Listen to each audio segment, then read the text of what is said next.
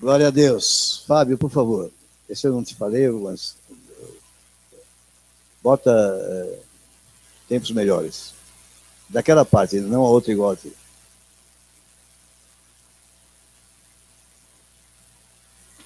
Vou pedir que a igreja fique de pé. Nós vamos cantar para começar aqui.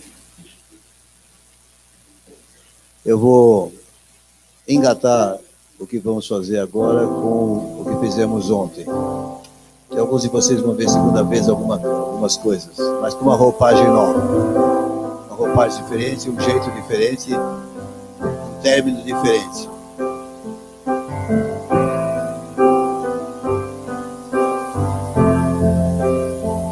Vamos lá? Não há outro igual a ti. Não há outro igual a ti. Não há outro igual a ti. Não há outro igual a ti.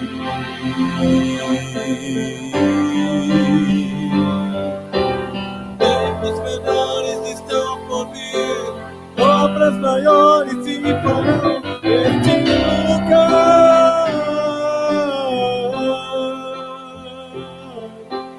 Tempos menores estão por vir, obras maiores se farão neste lugar. Tempos menores estão por vir, obras maiores se farão aqui.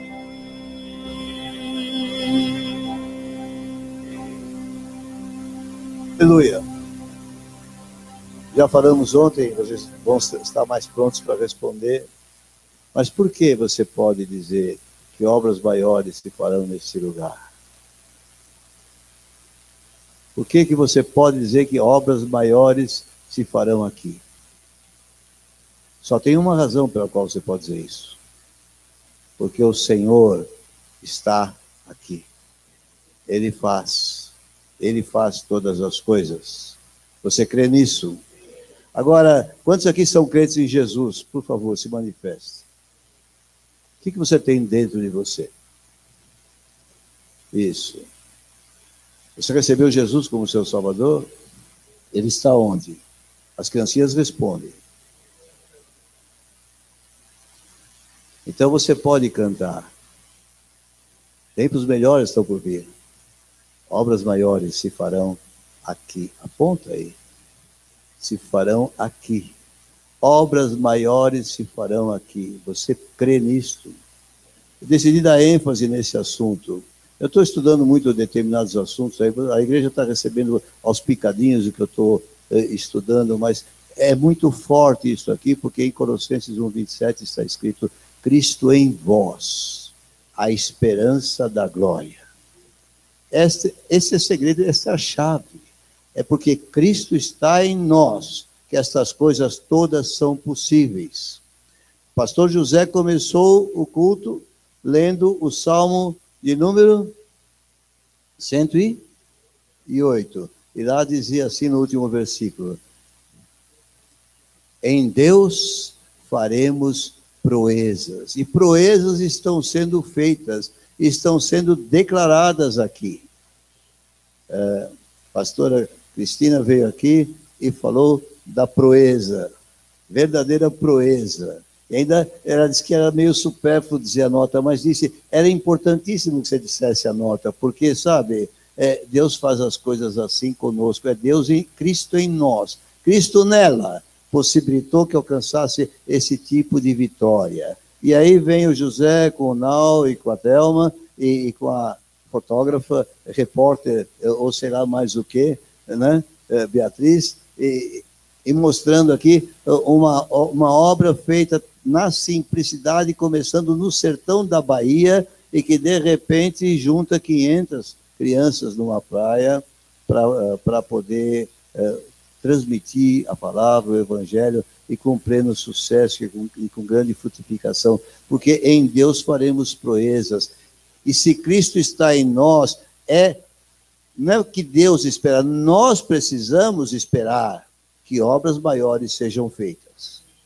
A partir daí, diga daqui. Por isso que diz a palavra, do seu interior fluirão rios de água viva. E isto é água da rocha. O nome não se baseia num deserto, ele se baseia no que Deus fez no deserto como modelo do que ele ia fazer em Cristo em nossas vidas. Aquele que está num deserto, mas é um homem abençoado, será como um manancial em lugares áridos. Você é um manancial. Deixe que as águas corram de você para abençoar quem está à sua volta, em nome de Jesus. Amém? Pode sentar.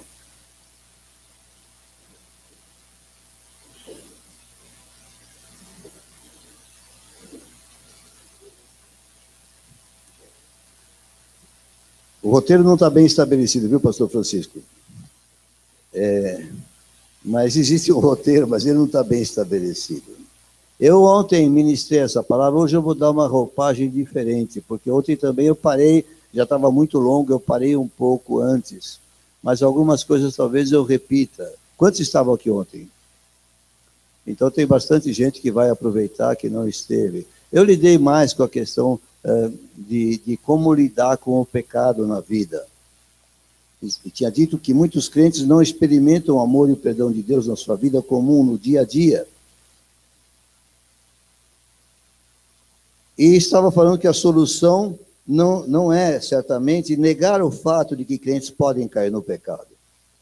E podem cair até a ponto de se escravizar. Citei a passagem de João 8, onde Jesus fala isso, que aquele que comete pecado se torna escravo do pecado. Mas também diz lá que se o Filho vos libertar, verdadeiramente sereis livres. Então você está em Cristo, você é livre.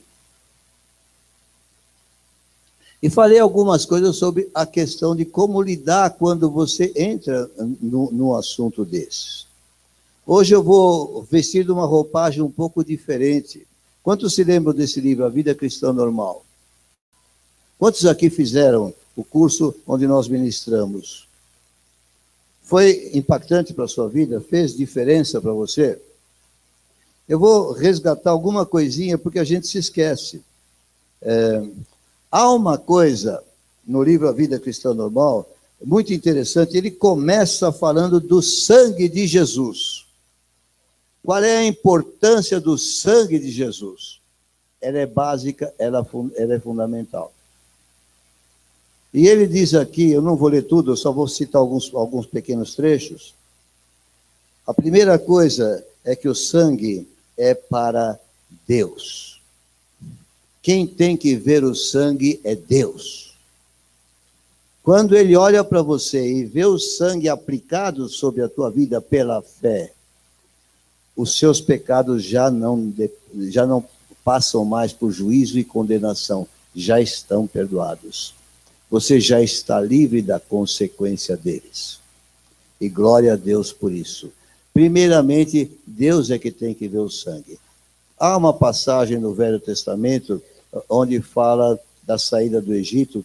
Antes de saírem, Deus falou para sacrificarem um cordeiro, pegar o sangue e pintar as ombreiras da porta com o sangue. Depois entrar na casa, ele e a família, e ali iam celebrar a primeira Páscoa com o cordeiro ali, iam fechar a porta e estariam lá dentro e passariam a noite ali. Eles só não ignoravam o que estava passando em volta porque havia muito choro e muita gritaria, muito clamor no Egito, com a morte dos primogênitos. Mas aquele que ia executar a ordem, vendo o sangue, passava direto. Quem estava dentro da casa não via o sangue. O sangue era para Deus ver. Primariamente era para Deus, para satisfazer a justiça de Deus. Era uma figura daquilo que aconteceu com a morte de Jesus Cristo e o seu sangue derramado. Mas o sangue de Jesus é muito poderoso. E eu queria deixar isso aqui agora. Agora, o sangue também tem muita importância para o crente, porque o sangue é a garantia do acesso do crente à presença de Deus. Nós vemos isso claramente em Hebreus 10, né, José? Hebreus 10, 19, 18, deixa eu abrir lá.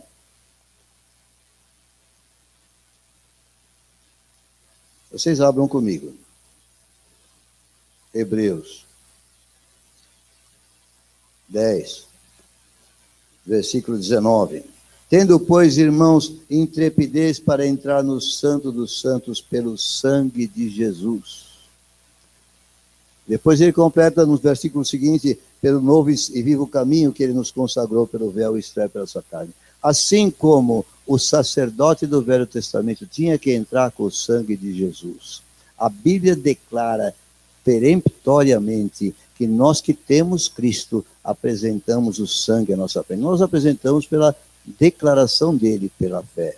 Nós estamos nos apresentando diante de Deus porque nós temos confiança no poder do sangue de Jesus, porque ele é aceito por Deus. Mas há um terceiro aspecto que ele ensinava, e que eu ensinei aqui, é que o sangue também nos é muito importante e útil diante do acusador. E esse é um ponto que não pode ser desprezado, porque quando um crente entra no pecado, certamente a sua consciência aponta isso. O Espírito Santo trabalha em nós, nos quebranta para que nós vejamos isto com clareza. Mas não é só isto que acontece, porque o acusador acusa-nos diante do Senhor, mas acusa-nos muitas vezes também em nossos ouvidos, quando nós temos dado acesso a ele. E nós precisamos da defesa do sangue de Jesus. Por isso que eu costumo dizer, vai trabalhar com alguém, vai ministrar com alguém endemoniado, se cubra com o sangue de Jesus.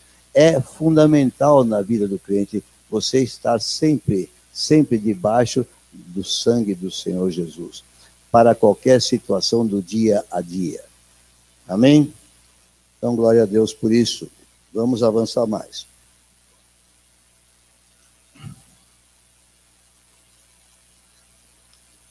Quando ele trata do sangue em relação ao crente,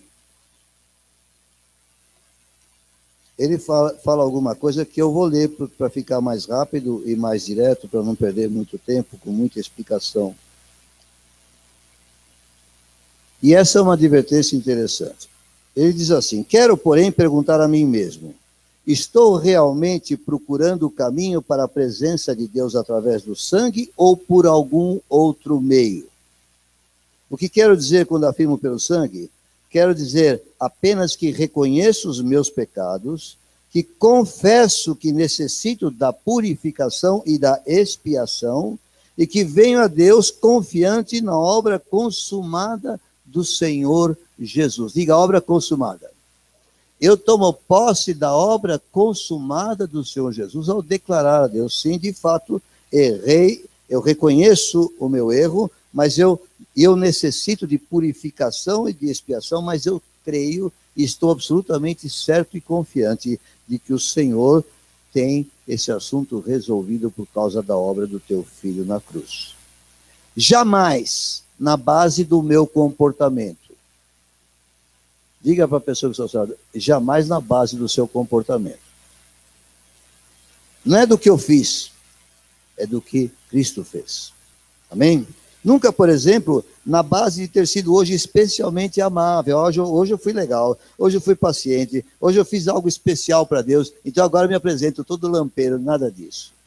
Continua sendo por causa do sangue. É só por meio do sangue que tenho que me aproximar dele. Amém? Não vou estender mais isso aqui, não quero realmente gastar o mesmo tempo que gastei ontem. E aí, então, este assunto da confissão, que nada mais é do que isso. Senhor, falei, obrigado pelo perdão, dado uma vez por todas na cruz em Cristo. Opere em mim não só o perdão, mas a alegria de ser quebrado o domínio do pecado sobre a minha vida. Há algumas perguntas que a gente tem que fazer. que definem também essa situação de uma outra maneira. A pergunta primeira que eu posso fazer é: quem está no trono da minha vida? Quem está no trono da sua vida? Quem está no trono da sua vida agora? Provavelmente você vai dizer: Jesus. Você estava em casa, a sua fé o moveu, você veio até aqui porque você crê no Senhor, e você queria estar em comunhão com os irmãos, você queria adorar a Deus junto com os irmãos. Então, é porque o Senhor está comandando a sua vida, porque o seu Espírito está te impulsionando, que você está aqui, certo? É isso mesmo? Então, glória a Deus. E como é que isso opera? Opera quando estamos cheios do Espírito Santo. É interessante porque esse livrinho que nós estudamos aqui, e que às vezes já está esquecido, no capítulo 8, ele fala do Espírito Santo. E fala coisas tremendas sobre o Espírito Santo e a importância dele em nossa vida. Nós já ensinamos muito aqui sobre esse assunto, não só quando estudamos a vida cristã normal, mas quando tratamos... Teve uma pregação, por exemplo, o Espírito Santo em você, o Espírito Santo sobre você. O Espírito Santo em você promove o quê? O fruto do Espírito na sua vida, com todas as demais implicações, consequências, mas também o Espírito Santo sobre você para trazer poder para executar a obra na força e na energia do Senhor Jesus. Amém? Mas há um outro ponto que eu quero trazer aqui. E eu tinha posto aqui na minha página ontem, atrás, e não entrei nela, só dei uma mencionada de leve. Efésios 5:18 tem uma ordem específica para mim e para você. Alguém se lembra de qual é essa ordem? Enchei-vos do Espírito. Por que a ordem? É Bíblia. Para crentes, carta aos Efésios, eram crentes. Ela veio para nós somos crentes. Por que precisamos ler esta ordem do Senhor? Me ajudem. Se vocês não participam, fico aqui meio atrapalhado. Hein? Porque a gente se distrai. A verdade é esta. Mas se eu não estou no Espírito, como pretendo que obras maiores sejam feitas? Você acha que essas coisas que foram testificadas aqui acontecem por acaso ou só por esforço humano? A própria ideia de fazer essa obra da praia, por exemplo, esse clube do Zezinho, a própria ideia tem que vir dele. Porque se for uma ideia humana, carnal, ela não produz fruto, ela não acontece. Quando acontece como está acontecendo, é porque o Senhor está pondo o seu selo, está dando a sua chancela, e ele faz. Está usando pessoas, desculpe dizer, não me leve a mal, não me batam lá fora, pessoas insignificantes. Não há um mérito, um brilho especial naqueles que estão fazendo e que apresentam aqui. Elas não estão aqui também para dizer: olha como nós somos bambambam, como as coisas acontecem.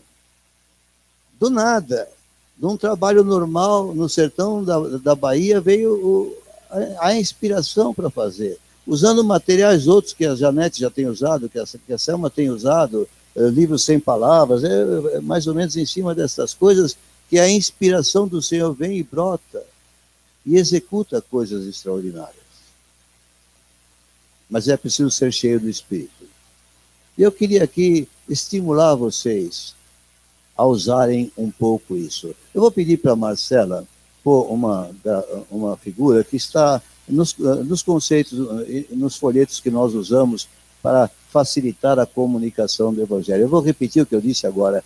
Nos folhetos que nós usamos para facilitar a exposição do Evangelho. São facilitadores. Isso aqui não é Bíblia. A Bíblia está aqui. Isso aqui é facilitador. Ajuda. Me ajudou muito na minha vida. E eu fui muito beneficiado. Então, abra comigo em Coríntios, 1 Coríntios, capítulo 3. Na verdade, vou começar no 2. Eu disse que a roupagem era diferente. Acho que não falei desse texto ontem, né? Não.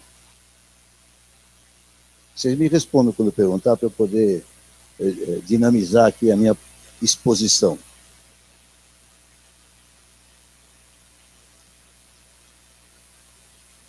Primeiro Coríntios 2. Eu pergunto, vocês não respondem, fica um negócio meio esquisito aqui. Monótono para chuchu. Eu gosto de começar aqui pelo versículo 11. Qual dos homens sabe as coisas do homem, senão o seu próprio espírito que nele está? Assim também, as coisas de Deus ninguém as conhece, senão o Espírito de Deus. Ora, nós não temos recebido o Espírito do mundo, e sim o Espírito que vem de Deus, para que conheçamos o que por Deus nos foi dado gratuitamente. Tem o conceito da graça. A graça de Deus se manifestou de graça, mas diante de pessoas que não trabalharam para receber, que não mereceram receber. Disso também falamos, não em palavras ensinadas pela sabedoria humana, mas ensinadas pelo Espírito, conferindo coisas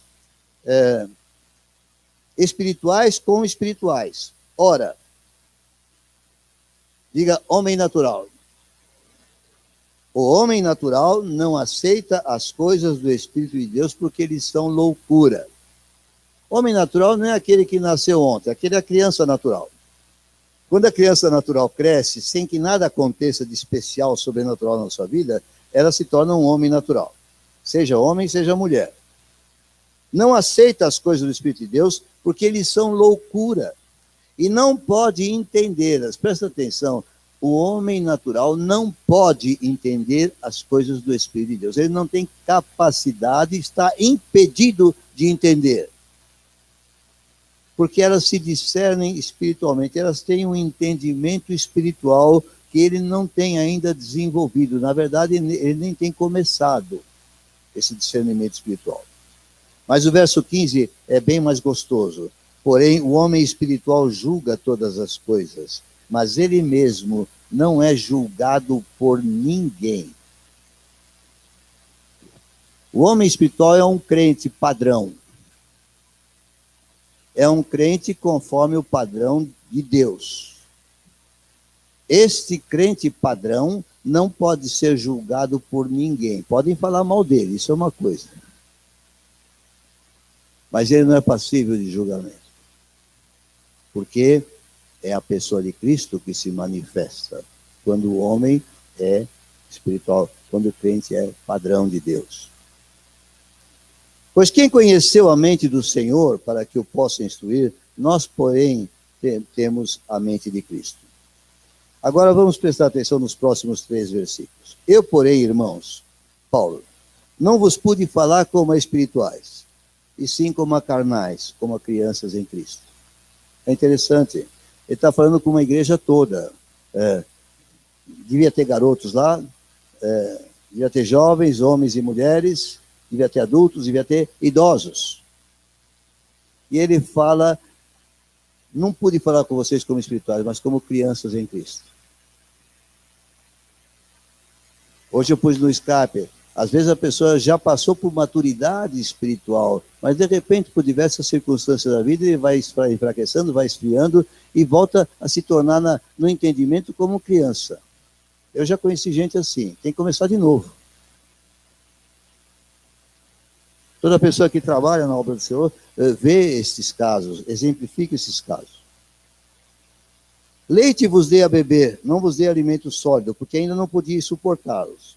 Quando fala ainda, está dizendo de pessoas que estão crescendo, deixando de ser criança para amadurecer, não daqueles que caíram.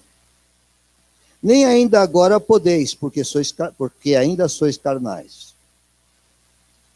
É interessante que dezenas de pastores se dão ao trabalho de ir a púlpito para pregar que não existe crente carnal. Acho que Paulo não devia entender do assunto, porque ele escreve, então, desculpe, senhor, o desrespeito, então ele escreve essas asneiras aqui para enganar o povo. E o Espírito Santo se distrai e deixa passar as asneiras e colocar na Bíblia, na palavra de Deus. É absurdo o que eu estou falando, não precisa me apedrejar.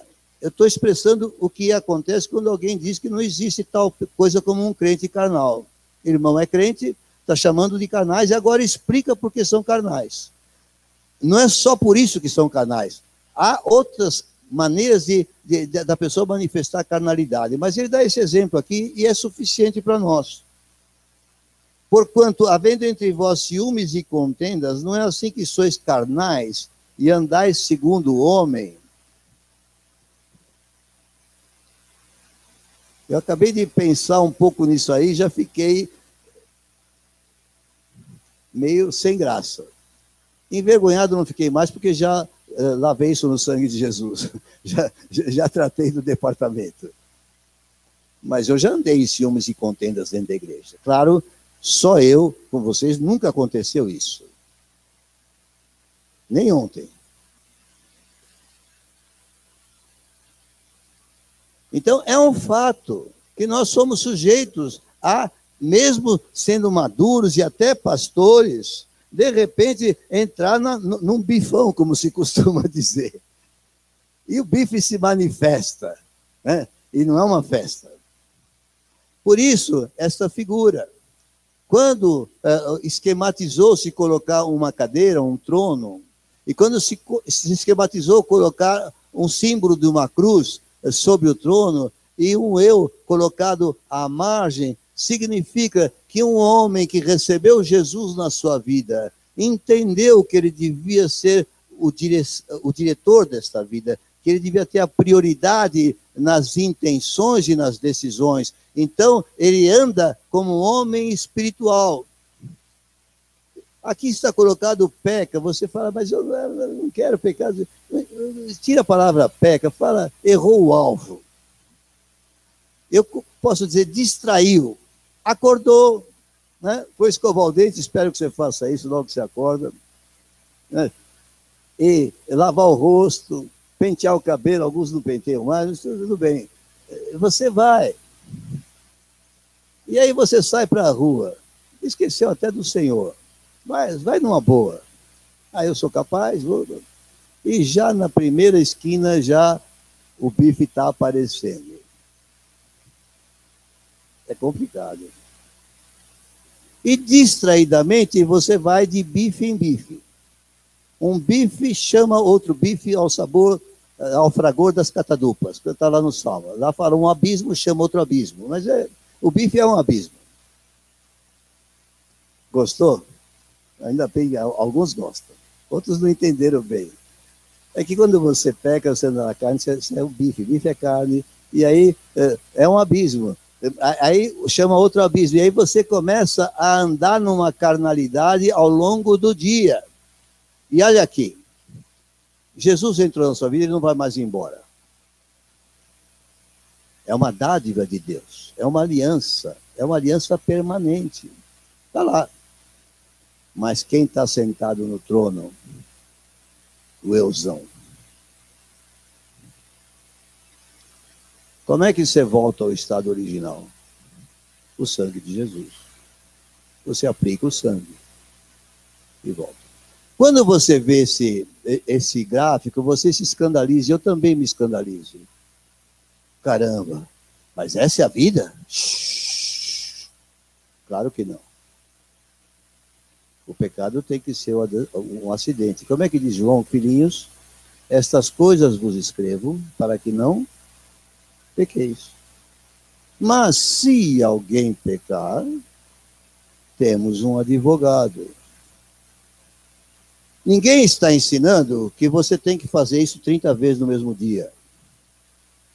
Mas eu posso dizer com certeza, se você tem 30 bifes, trate de cada um. Mas eu garanto a você que se você levar com seriedade o fato de Senhor, é o Senhor da minha vida, o pecado vai perder o domínio sobre você. E isso não vai ficar se repetindo. Isso vai ser um acidente na tua vida. Eu posso te garantir isso em nome de Jesus, porque é assim que opera a palavra de Deus em nós. O perigo de mostrar esses gráficos é a pessoa falar, bom, então vamos entrar nessa rotina. Isso aqui nunca pode ser rotina de crente.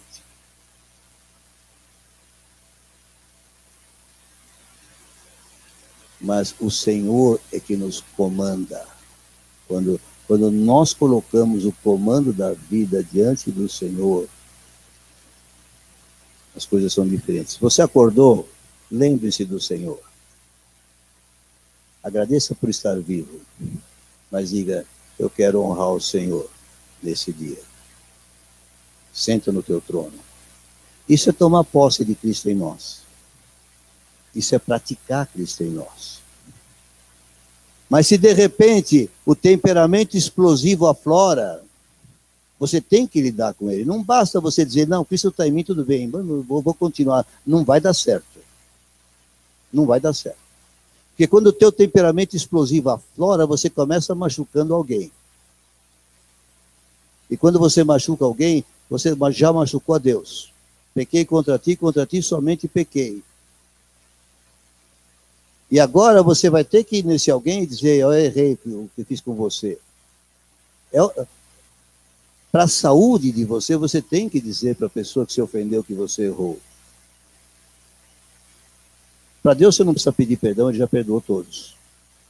Mas você precisa dizer, errei, mas eu não quero continuar assim, eu tomo posse do poder de Jesus para fazer de mim o que o Senhor queira.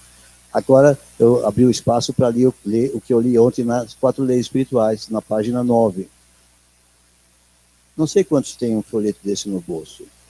Quantos costumam carregar um folheto desse no bolso? Eu recomendo que você faça isso, porque amanhã você encontra alguém, você quer fazer o testemunho de Jesus, você pode até se lembrar dele e falar, mas de repente você nem sabe como orar com ele. Se você estiver prevenido, você vai usar e vai fazer bem. Mas na página 9, na página que fala da aceitação de Jesus, diz assim, receber a Cristo significa deixar de confiar em nossos próprios esforços, crendo que Cristo, ao entrar em nossa vida, perdoa os nossos pecados e faz de nós aquilo que Ele quer que sejamos. Vou repetir. Receber a Cristo significa deixar de confiar em nossos próprios esforços, crendo que Cristo, aqui dentro de nós, não só perdoa os nossos pecados, mas Ele trabalha em nós para que nós sejamos aquilo que Ele planejou. Falei de outra forma, mas é a mesma coisa. Quantos aqui creem que Ele vai fazer o que Ele planejou com você? Alguém lembra um versículo bíblico de Filipenses que garante isso, que Ele vai fazer o que Ele planejou com você? Aquele que começou boa obra é fiel para completar até o dia do Senhor. E como é que Ele faz isso? Ele faz através de impulsos do Espírito Santo em nós. Quando você está com o Senhor no centro da vida, pode desligar, por favor. Está com o Senhor no centro da vida, Ele faz isso com impulsos em nós. Você pode me citar um versículo bíblico em Filipenses que fala desses impulsos do Senhor em nossa vida? Pode me citar um?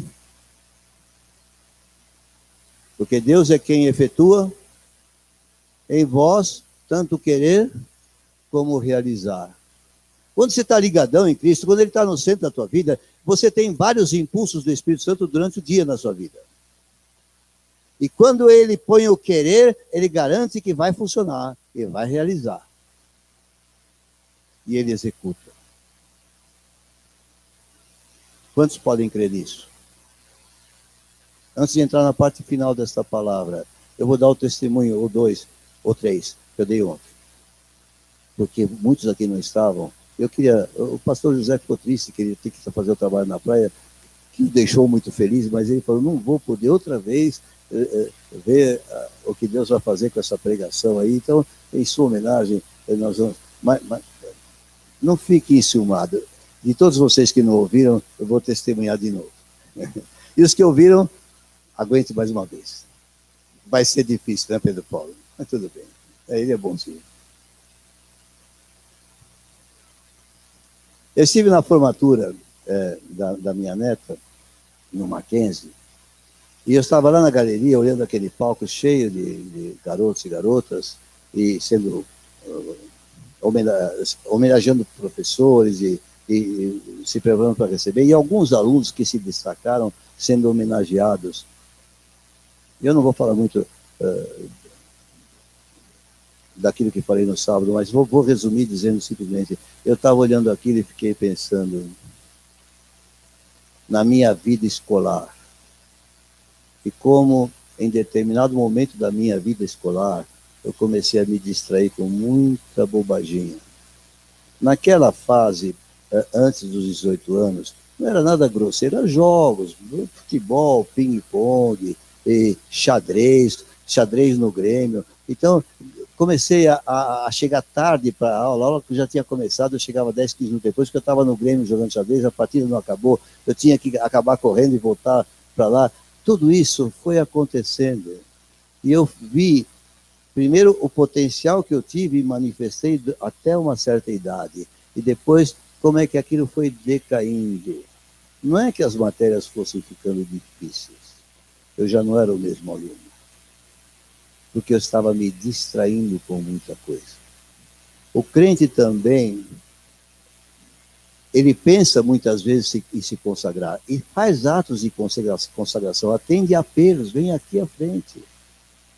Mas no dia a dia ele é atraído por muitas coisas. A Bíblia fala, foge, outro sim, das paixões da mocidade. Mas não é só jovem, não. Gente velha também é atraído por muita coisa que distrai. E fala, não é pecado, pode não ser. Mas quando você erra o alvo, você já está pecando, porque pecar é errar o alvo.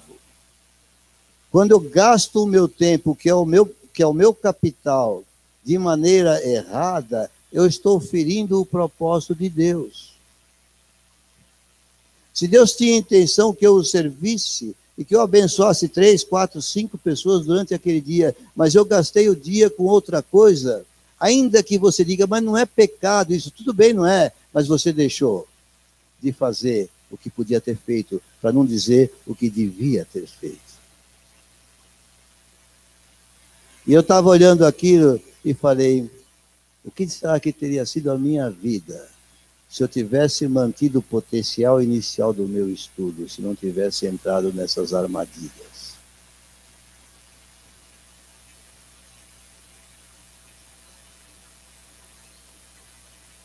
A irmã, não vou falar a sua idade, mas ela tem filhos dessa idade, você pode já, né? Ela foi para a faculdade e se formou com 9,5. Ela provavelmente não pôde estudar no tempo devido. Mas quantos de nós podemos e não empenhamos?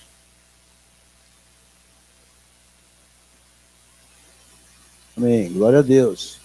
Quantos de nós não nos empenhamos com toda a possibilidade de fazê-lo? E desperdiçar. E não é escola só, não. E no trabalho?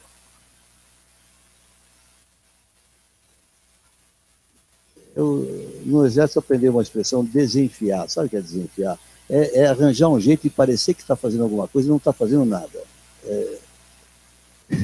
Você sabe desse negócio, Douglas? Não, não é que ele faz, ele sabe o que é.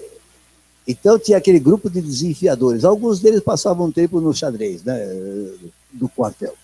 Porque quando eram pegos, desenfiando, aí iam desenfiar no xadrez, não precisava se preocupar mais, lá não tem nada para fazer.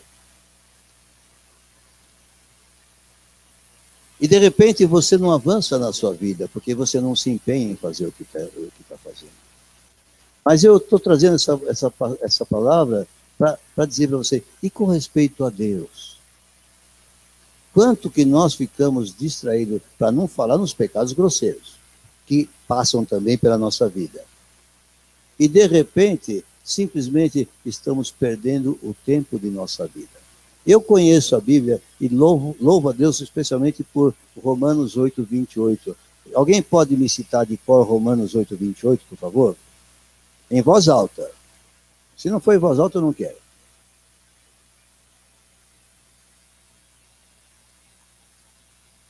Sabemos que todas as coisas cooperam para o bem daqueles que amam a Deus, daqueles que são chamados segundo o seu propósito.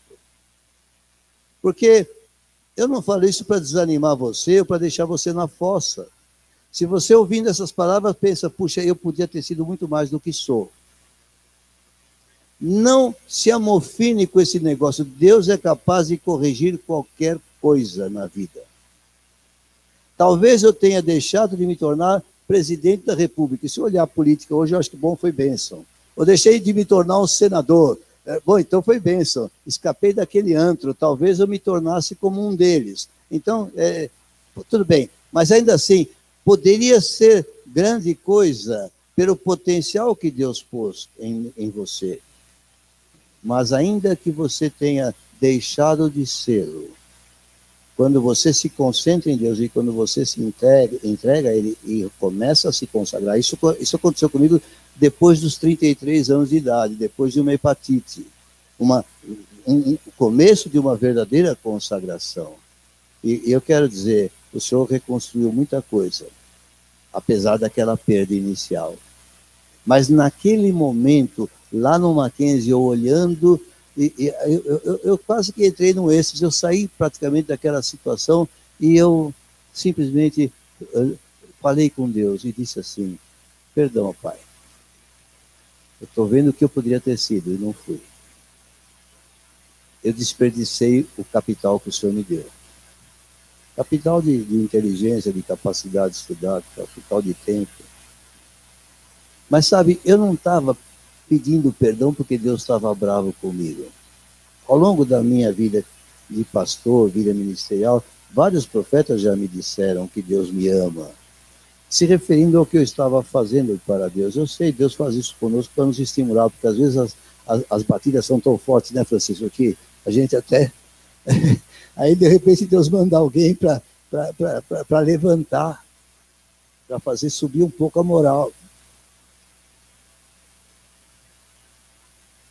Mas eu tinha que falar perdão para Deus, porque eu estava triste de ter desapontado de alguma forma a Deus. Deus não pode ser desapontado, Ele sabe tudo. Já sabia antes. Mesmo sabendo antes, Ele me deu coisas que eu desperdicei. Por que Ele deu se eu ia desperdiçar? Não sei, mas Ele deu. Provavelmente eu usei muito dessas coisas depois que comecei a me consagrar a Ele. Isso Ele também sabia. Mas não importa, o que importa é que eu podia ter feito mais.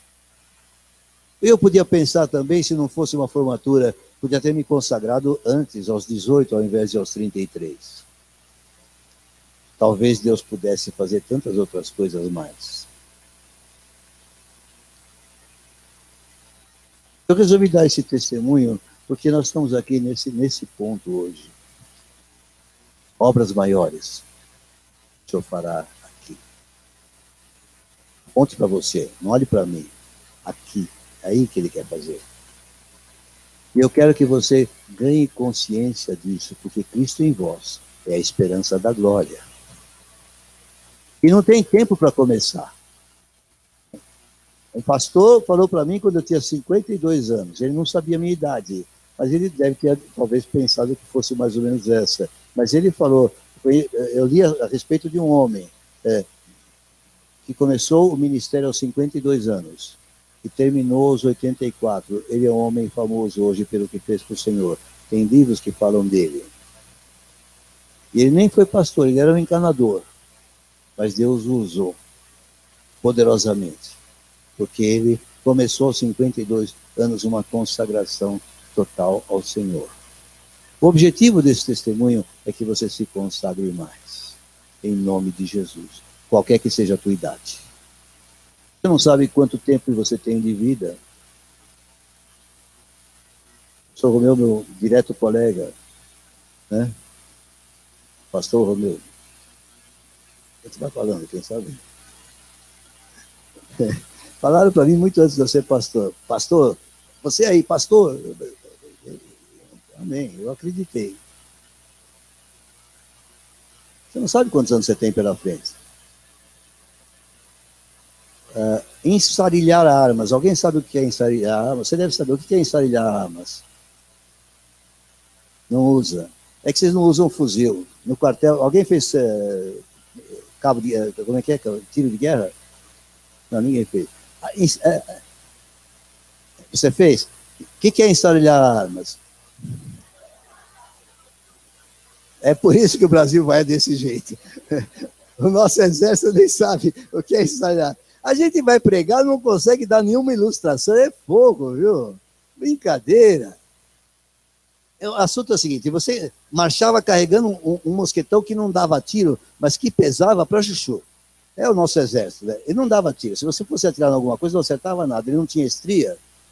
Também não tinha munição, não precisava nem ter estria, porque é verdade, nós não tínhamos munição. Ganhava o mosquetão, mas não tinha munição. Eu não sei para quê, era um enfeite, mas era para fazer sofrer. Eu marchava carregando aqui. Quando tinha o alto, cada 50 minutos tinha um alto. Aí você ia poder sentar um pouco no chão. O que você fazia com aquele mosquetão? Juntava com mais dois e fazia um negócio que chamava sarilho. Encostava um no outro, ficava os três num tripézinho assim em pé. Então não estarilhe as armas, porque você não sabe quanto tempo você tem. E Deus quer te usar pela sua experiência e pelo depósito que fez em você. E quer usar mais. Então, não é nosso direito para... Eu, às vezes, falo, vou dar uma parada, vou pescar. Não sei pescar, mas posso aprender, né? Mas já aprendi a dar banho em minhoca, já alguma coisa. Mas, sabe, Deus não deixa. E eu sei que você não está inativo, eu sei que você é testemunha do Senhor. Mas eu estou usando você como ilustração para os demais. Amém?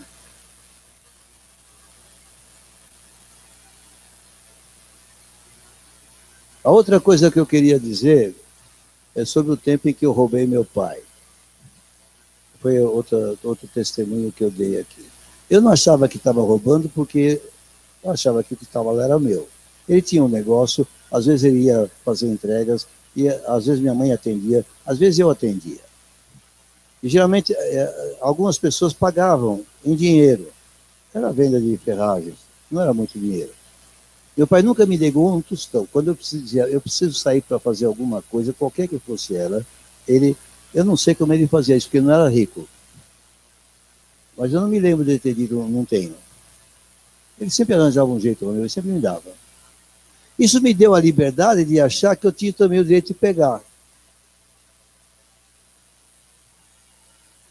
Então, eu me habituei, em certas necessidades, a não pedir.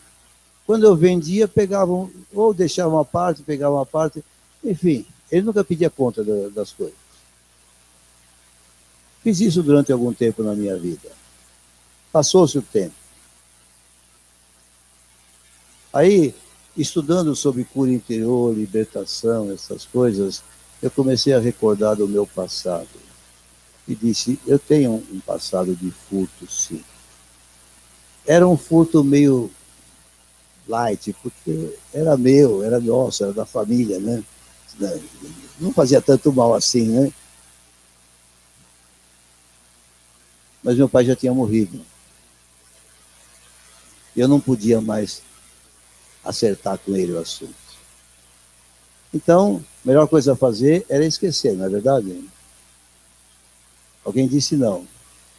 Por que não? Porque eu tinha alguém a quem dizer, errei sim.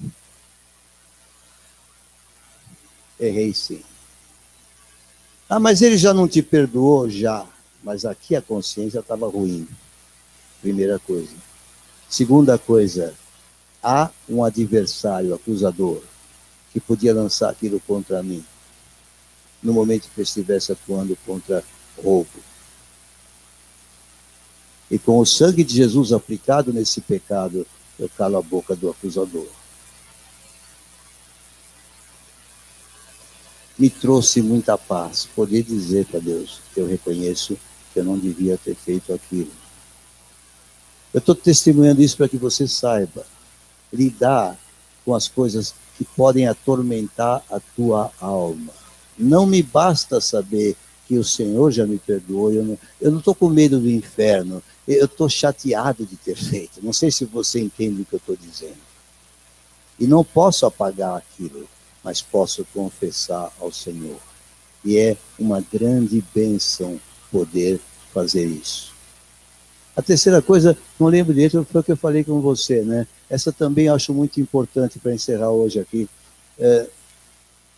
Estava comentando com você como eu sou, né? Nós estamos conversando sobre coisas espirituais, mais ou menos nessa direção do que eu estou comentando aqui. E aí eu resolvi contar para ele uma coisa que deixou ele espantado, porque vocês me acham um Caxias. A maior parte de vocês.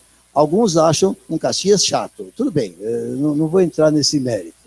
Ninguém deu risada, só um sorrisinho dele. Acho que sim. Aliás, eu tenho quase certeza. Uma boa porcentagem, um Caxias chato. Mas eu falei, sem querer nada de especial, eu falei para o pastor Guto, porque é duro chamar de pastor Ângelo, não tá certo, ninguém vai saber quem é, hein? É complicado, mas é pastor Guto. E eu falei para ele, Guto, eu sou um tremendo de um relaxado, isso desde a minha infância. Pra vocês terem uma ideia do relaxo que eu era, eu morava a 1 quadra da escola onde eu estudei o ginásio. Eu chegava atrasado. Às vezes eu acordava 12h15, tinha que comer correndo e entrar 1 hora. Esse sou eu. Esse é o Dicran carnal. Vocês não me veem assim.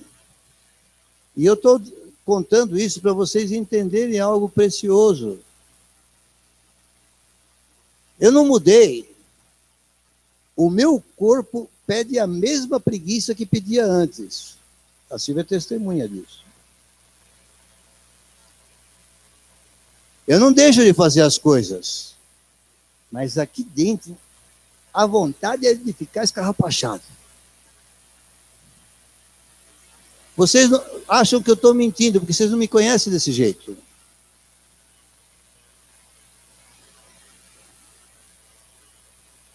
E eu não sou hipócrita, eu não venho aqui pôr uma fachada na frente de vocês diferente, porque em casa também me tornei responsável. Mas Cristo em mim fez diferença.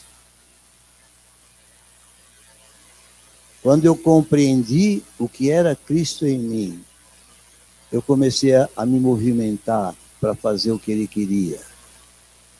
Às vezes a gente ia para a igreja, saía às 6 horas de casa, 6h30, para estar à noite no trabalho, depois alguém dizia, precisa fazer alguma coisa, lá em casa tem um problema, não sei se chama, e aí a gente ia 2 horas da manhã e estava voltando para casa. A história passou por você, tem todo dia, porque ele tem outro ministério diferente do meu, eu não sei fazer isso há muito tempo, mas fazia. E aqui faço questão de fazer, porque amo o Senhor, amo a obra do Senhor, amo vocês. A energia do Senhor me dá força. Eu já fiz retiros, amados, em que eu fiquei 4 dias sem parar, direto trabalhando, estudando e pregando, estudando e pregando. A Silvia é testemunha disso. E dando aconselhamento, nem na hora do almoço tinha sossego. Quando eu era mais jovem, eu fazia retiro desse jeito. Era desse jeito que fazia. E fazia com gosto. E chegava em casa feliz. Porque Cristo em vós é a esperança da glória. A força do Senhor não precisa mudar a carne. A carne deixa de lado. Ele lida com a nova criatura em Cristo. Mas você precisa escolher o que fazer. Você tem que dizer, eu prefiro isso. Isso precisa ser ensinado, não é automático. O automático é aquela figura que eu mostrei aqui. Se deixar no automático, vai ser daquele jeito. Ciclo. E não para. Mas quando você começa a fazer escolhas certas, o Senhor honra as escolhas, porque Ele pôs o querer para que você realize. Em compensação, se você vai negando o Senhor, abre em 1 Tessalonicenses. Não, Senhor. Não, Senhor. Deixa para outra hora. Não posso. Não sei o quê. 1 Tessalonicenses 5, verso 19. Não apagueis o Espírito. O espírito sai da gente? Não. Apagar significa ele não vai mais dar os impulsos naquela frequência, naquela intensidade. Você vai ter que ressuscitar isso pela fé. Qual é o processo de ressuscitar isso? Arrepender-vos. Você vai lá em Apocalipse, nas cartas às igrejas, escritas para igrejas, para crentes. E só 2 não têm a palavra arrependei-vos. Todas as outras têm. Arrependei-vos. Arrependei-vos. Arrependei-vos. É claro que o arrependimento é para dizer, sim, Senhor, errei. Sim, Senhor, obrigado porque o Senhor me perdoa mesmo assim. Sim, Senhor, eu quero que o Senhor atue em mim para que eu faça o que o Senhor quer. Porque eu sei que eu não posso fazer por mim mesmo. Por que eu estou dizendo isso para vocês? Porque vocês têm que entender. Não importa que juízo você faça de você mesmo. Deus é poderoso para fazer coisas diferentes com a tua vida. Mais do que é poderoso, Deus quer fazer coisas diferentes com a tua vida. Porque se Ele te chamou para ser salvo, se Ele te chamou para receber Jesus, se Ele te chamou para crer no Senhor, é porque Ele tem planos, e Ele tem planos tremendos para cada um que aqui está. Posso ouvir um amém? Então vamos ficar de pé e vamos encerrar. O Fábio vai tocar uma música, depois eu mesmo vou ministrar a ceia. Hoje é dose dupla. Nós vamos fazer um louvor a Deus, porque a ceia é festa. Eu vou ler o aspecto da ceia e vou fazer algumas advertências. Pastor, como você está duro? Não estou duro, não. Eu quero ver você bem. Eu quero ver você bem. E eu vou fazer algumas advertências, para que você entenda bem as coisas da palavra de Deus, como elas são no Novo Testamento. Diga, Novo Testamento. Eu só estou citando o Novo Testamento. Então, o Fábio vai entrar com a música Louvemos ao Senhor. Louvemos ao Senhor. Estou pedindo a letra.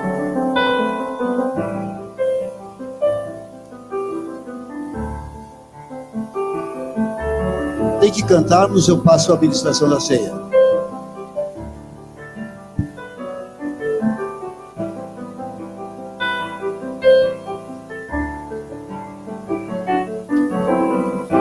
Louvemos ao Senhor,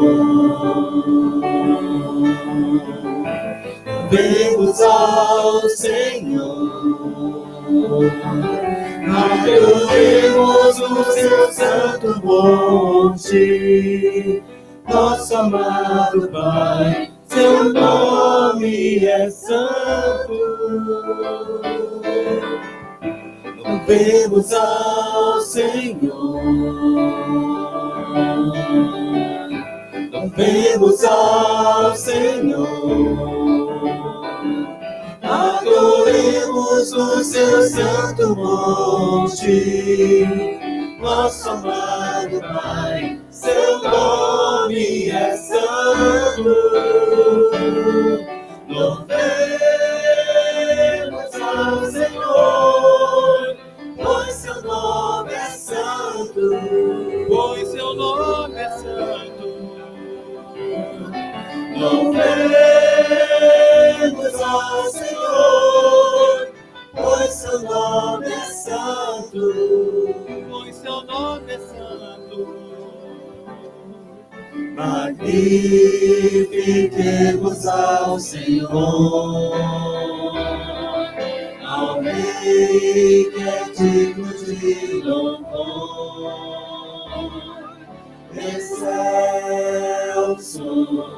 soberbo,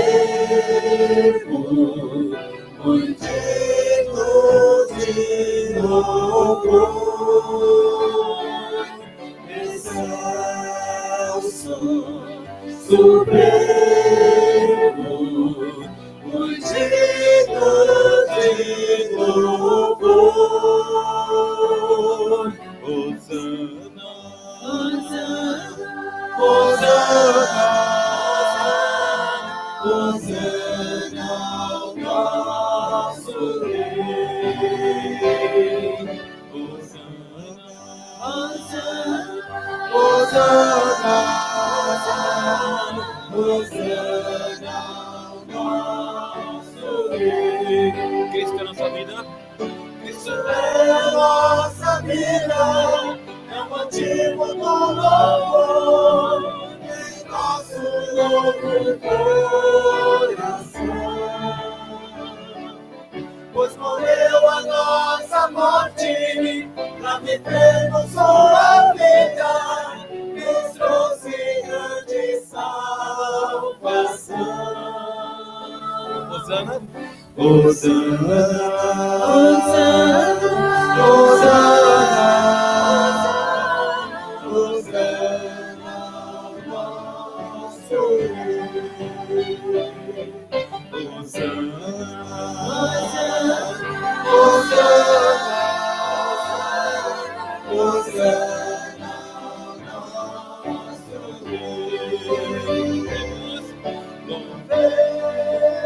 Louvemos ao Senhor, pois seu nome é santo, pois seu nome é santo. Louvemos ao Senhor, pois seu nome é santo, pois seu nome é santo. Louvemos ao Senhor. Louvemos ao Senhor. Louvemos ao Senhor. Louvemos ao Senhor. Isso é a nossa vida, o motivo do louvor em nosso novo coração. Pois morreu a nossa morte. Vamos mudar um pouquinho para viver a sua vida em nós. Para viver a sua vida em nós. Que esta noite você se consagre ao Senhor. Que você faça um acerto com Deus. Para não desperdiçar mais aquele capital que Ele pôs em cada um. De inteligência, de sabedoria, de tempo, de capacidade de trabalho, para que Ele possa executar a sua obra completa em cada um, para que você seja não só aquilo que Ele quer que nós sejamos, mas para você também ser feliz e bem-sucedido, como aquela árvore plantada junto a ribeiros de águas, que dá o seu fruto na estação certa, cuja folhagem não murcha. Tudo quanto fizer, esse homem será bem sucedido. Posso ouvir um amém? Amém. Então, glória a Deus. Sente-se um pouquinho, por favor. Obrigado. Eu queria chamar a Júlia. Júlia, quero chamar você, quero chamar seus pais. Antes da ceia, nós vamos encaminhá-la para uma viagem. Ela vai tirar férias até o dia 10, né? E dia 10 ela viaja para os Estados Unidos. A Gabi não está aqui hoje, a Gabi fez esse projeto e foi abençoada, eu creio. Nós vamos agora abençoar como igreja a Júlia. Se quiser, a irmãzinha ficar aqui do lado, dar um alento, se quiser, senão fica aí mesmo. Mas a igreja fica de pé outra vez. E os pais vão também abençoar. Vocês vão ficar um de cada lado, vão botar a mão sobre ela. Eu já falei alguma coisa com a Júlia, porque essa viagem é uma grande oportunidade. Mas há riscos numa viagem dessa. Eu não vou ficar falando dos riscos, mas ela sabe. E eu creio que mensagens como a de ontem e de hoje são fundamentais para entender o propósito. Não se deixe distrair, não se deixe desviar. Sabe, você vai para um país muito sedutor em muitos aspectos, coisas extraordinárias, coisas muito diferentes, coisas que a gente inveja quando sabe, ou quando a pessoa vai lá, quando vai lá ver e fala, puxa, o nosso país está tão fora. Mas sabe, o importante não é o país onde você está, o importante é o Senhor em você. Então, use bem este capital, porque esta oportunidade também é um capital de Deus. Você pode acumular conhecimento que podem abençoar a tua vida para frente. Mas você vai correr riscos, que a tua mãe tem medo, que teu pai tem uma certa preocupação. Mas nós confiamos em Deus, então vamos entregar você na mão de Deus, para que Ele cuide. O nosso desejo é que você tenha momentos muito alegres. que você aprenda muita coisa, que você traga no retorno coisa suficiente para ajudar você a encaminhar uma vida bem-sucedida à frente. Amém? Vamos levantar as mãos para cá e vamos abençoar. Pai, nós estamos colocando nas suas mãos a Júlia, ela vai se ausentar por uns tempos, nós vamos sentir a sua falta, a sua família mais ainda do que nós, mas, Senhor, nós só podemos fazer isso em paz porque sabemos que o Senhor é sobre ela e o Senhor cuida dela. Toma nas suas mãos, cerca e guarda, Senhor, em nome de Jesus, que essas palavras do Senhor sejam muito firmes na mente e no coração dela, para que ela possa ter o melhor desta viagem, possa voltar feliz, possa voltar como alguém que sabe, eu aproveitei o meu tempo, eu caminhei para ser aquilo que Deus quer que eu seja. Amém. Em nome de Jesus, nós te abençoamos. Vai em paz. Amém. Glória a Deus, querida. Deus abençoe. Amém? Glória a Deus. Senta mais um pouco, vamos ler mais um pouquinho a Bíblia. Quero ministrar sobre a ceia.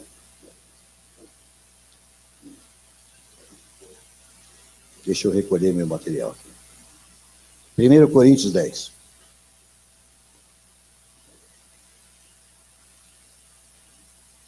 É uma festa. Vamos ver se você se anima. Diga a pessoa que está ao seu lado, é uma festa. Mas se você vai convidar para uma festa, você não faz uma cara melhor? Hein? Você não faz sorriso? Quando você for convidar para aqui, para a passagem do ano, você vai falar assim, olha, nós temos uma triste passagem do ano aqui, venha chorar conosco.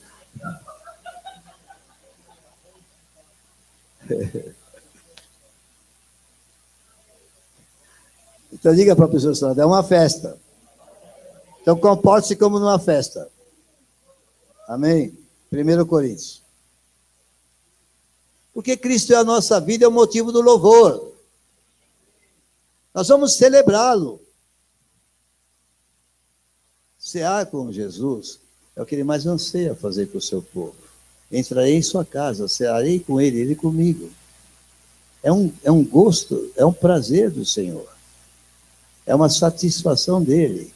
Ele olha para nós na ceia e ele lembra Isaías que ele mesmo se ditou, porque ele é o Senhor da palavra.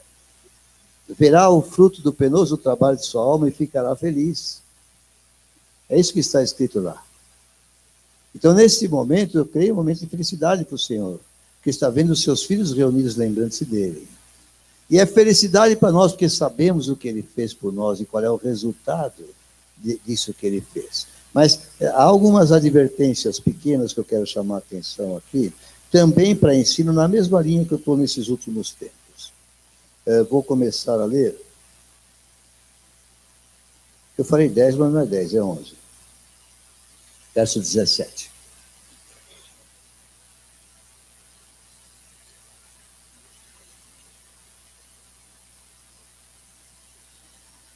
Ele está falando algumas coisas para a igreja, está louvando em certas coisas, por isso ele começa desse jeito. Nisto, porém, que vos prescrevo, não vos louvo, porquanto vos ajuntais não para melhor, e sim para pior.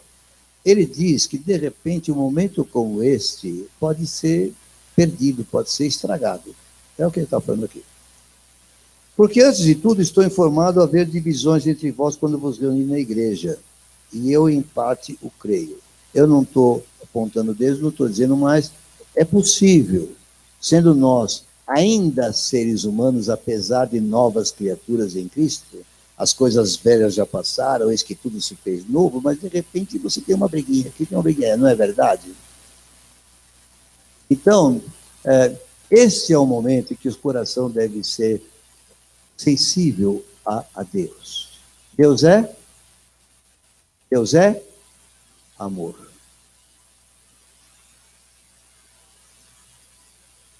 Então, é bom a gente participar da festa com o espírito correto. Você já foi em aniversário, quando lá naquele lugar tem convidado com quem você não se dá? É difícil. Fica chato. Ninguém gosta. Estamos numa festa. Pertencemos ao Deus que é amor. Nosso coração tem que estar livre e desimpedido. Nosso coração tem que estar descarregado dessa sobrecarga. Amém? Amém.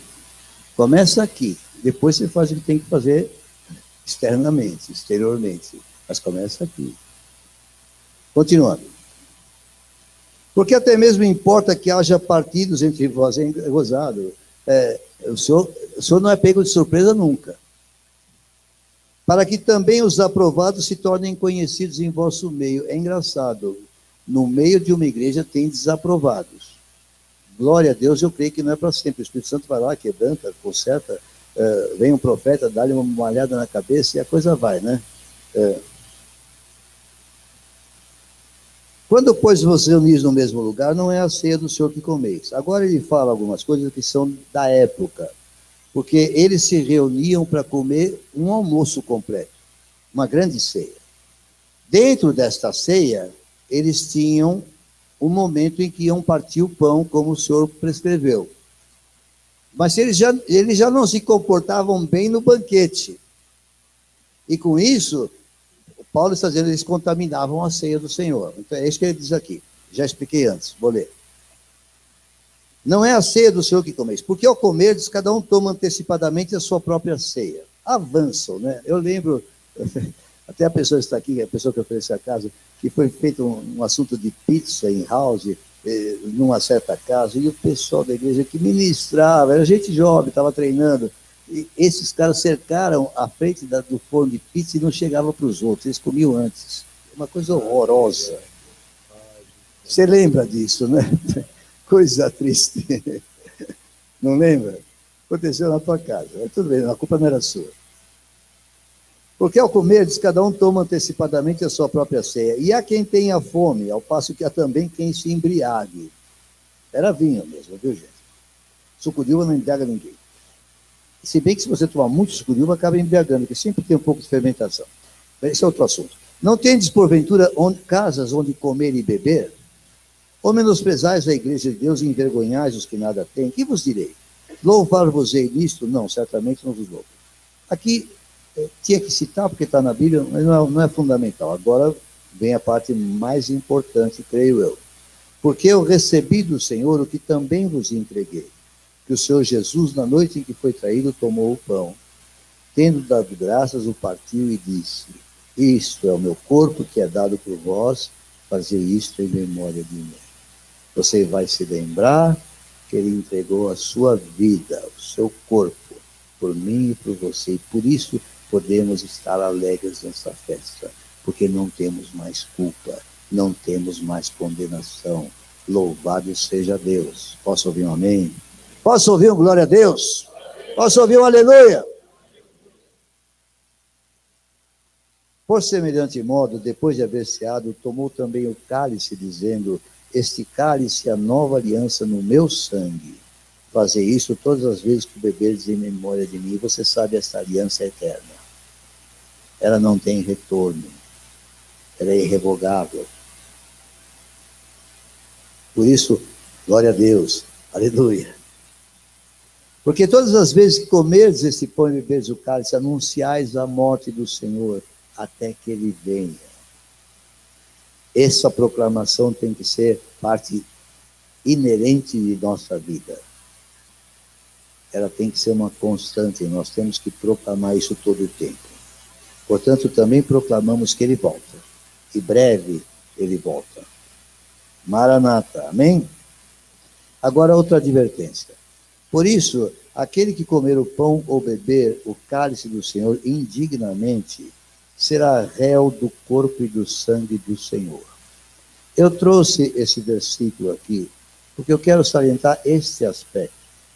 O salvo em Cristo, que tem Cristo nele, pode se tornar réu, sim, está escrito aqui. Eu não sei toda a implicação dessa acusação, porque réu é aquele que é acusado, é isso, futuro advogado? Eu não sei, ele não explica qual é toda a implicação, mas dá umas dicas aqui para frente do que pode acontecer. Então, queridos, é festa, continua sendo festa. mas é solene, diga solene. Estamos na presença do Deus vivo, do Senhor do universo, do Rei sobre todas as coisas. Ainda que ele não seja tremendamente favorável, ele é, e já é agora, eu não fico muito sossegado, eu vigio. Porque, sabe, nós não temos monarquia hoje, nós não avaliamos muito algumas coisas. Mas imagina você numa terra onde o rei é rei. E de repente você vai poder participar de alguma coisa na presença do próprio rei. Os guardas todos de escudo e lança ali, aquela coisa toda. E você nem sabe onde pôr as mãos, você não sabe o que fazer. E fica naquela coisa, o que eu vou fazer? Como é que eu não vou me comportar à altura? Às vezes não é que você não quer nem desagradá-lo, mas também os que estão em volta podem implicar com você, que está sendo inconveniente. Você vai ficar com muito cuidado. Não com medo. O crente não tem medo. Amém? E aí ele fala, examine-se, pois, o homem a si mesmo, e assim coma do pão e beba do cálice. Pergunto eu para você, para que alguém tem que se examinar? Para quê? Para saber se está alguma coisa fora do lugar. Sua vestimenta está boa? Como é que é a vestimenta dos santos em Apocalipse? Ela é branca, alvejada no sangue do Cordeiro. O que lava a nossa roupa é o sangue do Cordeiro. A justiça de Cristo já nos é atribuída, já, para todos os efeitos. Mas é o sangue que lava. E esse sangue me induz, pela operação de Deus em mim, a praticar atos de justiça. A justiça não é só uma posição, também é um estado, é uma ação, é prática de atos de justiça, que são feitas em Cristo, não são feitas pela nossa força, mas são feitos. Amém? É evidente que se eu me examino e me vejo um pouco sujo, o que eu faço? O que eu faço se eu me vejo um pouco sujo? Vou embora e saio da festa? Tem um lugar preparado para ir lá e dar uma melhoradinha. O que eu passo nesta vestimenta para consertar o assunto? O sangue. Como é que eu passo o sangue? Como eu passo o sangue? Confessando. Coisa tão simples. Está na Bíblia. Se eu não arrancar essa página, eu estou sujeito a ela. Agora, presta atenção. É importante você entender isso. Deus não quer que você venha para um culto e participe, eu já demorei bastante, um monte de tempo aqui, para agora você se examinar e estar aqui. O que você tinha que fazer? Quando acordou em casa e foi escovar o dente, foi lavar o rosto, você consagra-se a Deus. Para ter certeza de que ao chegar aqui, você não tem o que confessar, você não tem que passar o sangue, já está passado. Você chega aqui confiadamente no Santo dos Santos e se apresenta para a festa. É difícil entender isso? É simples. Por isso não é o momento de fazer aquela contrição. Se alguém precisar ajoelhar, ninguém vai reparar. Se você precisar fazer agora a limpeza, limpa. Ninguém vai ficar reparando em você. Mas não é isso que se espera da igreja. Espera que a igreja venha satisfeita, saltitante, porque nós estamos lavados no sangue do Cordeiro, estamos aqui pela obra de Jesus, vamos tomar esta ceia, vamos ter comunhão com Ele. Alô? Não é gostoso? Mas aí mais um pouquinho de advertência. Pois quem come e bebe sem discernir o corpo, come e bebe juízo para si. Aqui entra um pouco o aspecto da divisão também, de inimizades, de porfias, de contendas, mas também entra o fato de que você não dá importância para a igreja como corpo, discernir o corpo. Este é o corpo de Cristo, e cada um é importante para o Senhor. Você entende isso? Você é capaz de participar da ceia entendendo isso? Glória a Deus se você está habilitado dessa forma. Mais um pouquinho. Pois quem come e bebe sem discernir o corpo, come e bebe juízo para si. Há algum juízo. Como eu disse, há um tribunal de Cristo. E as nossas obras vão ser avaliadas, sim. Não para a condenação eterna, que disso o juízo já passou, mas para galardões ou não. E o verso 30, eis a razão porque há entre vós muitos fracos e doentes e não poucos que dormem. Presta atenção no que eu vou dizer. Aqui também tem ensino importante para esta hora. O que significa pessoas fracas e doentes? Professor Dr. Romeu, o médico. Médico amado, aí, Lucas. O que significa isso?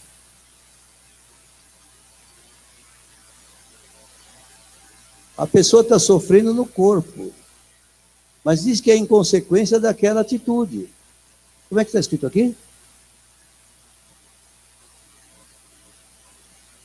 Eis a razão porque há. Amados, há doença por causa disso. É bíblico. Se não, rasga essa página e joga fora. Está escrito aqui. Não importa se você é pastor, se Cristo em você já fluiu rios de água viva aos montes, mas se de repente você entra numa dessa, você pega. E eu não estou aqui fazendo alusão a nenhuma situação de momento da igreja. Eu teria que pegar isso em qualquer situação. Então, não venha dizer que eu estou jogando alguma coisa, eu não estou jogando nada, eu estou lendo a Bíblia e estou explicando. Fique bem claro isso. Amém? Se você ler o Salmo 32, diz que enquanto calei os meus pecados, envelheceram os meus ossos, pelo meu constante gemido. Esqueci a completação. Alguém lembra de qual? Hein? Dia e noite. Dia e noite. O meu humor se tornou em sequidão de estio. Outro dia eu fui comer e falei para você, está chato, eu não estou conseguindo sentir o gosto das coisas. Alguma coisa estava errada na minha saúde. É a idade, não sei. Mas o humor se tornou em sequidão de estio. É por causa disso. Qual foi o remédio que o salmista receitou? Hein? Confessei-te o meu pecado. A minha iniquidade não ocultei. E tu perdoaste a iniquidade do meu pecado. É isso? E aí a comunhão se restaura. Como é que leia? Como é que você consegue? Depois, a minha iniquidade não mais ocultei, e tu perdoaste. E continua um pouquinho. Sendo assim, todo homem piedoso te fará súplicas. É a restauração da comunhão, filhos, que se perdeu sim. Porque sendo assim, uma vez feito esse ato, agora eu farei súplicas em tempo de poder encontrar. E aí o que acontece? Com efeito, não te atingirão mais. Simples, Bíblia. Bíblia é bom. Bíblia é muito bom. Bíblia ensina. Glória a Deus. Agora, não é só doente, não.